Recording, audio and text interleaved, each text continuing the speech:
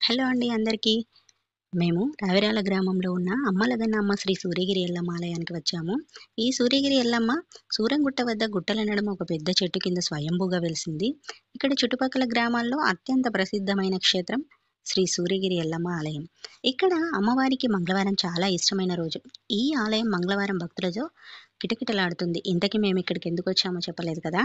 మా ఆడపడుచు వాళ్ళు ఇక్కడ అమ్మవారికి మొక్కుకున్నారంట. వాళ్ళ కోరిక తీరిందని మొక్కు చెల్లించుకోవడానికి వచ్చారు. మమ్మల్ని పిలిస్తే మేము వెళ్ళాము.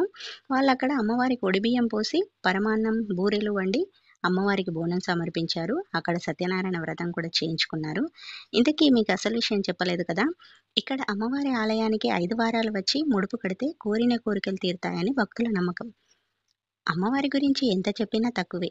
ఇదండి. మీకు గనక నా వీడియో నచ్చినట్లయితే ప్లీజ్ లైక్ చేసి సబ్స్క్రైబ్ చేసుకోండి.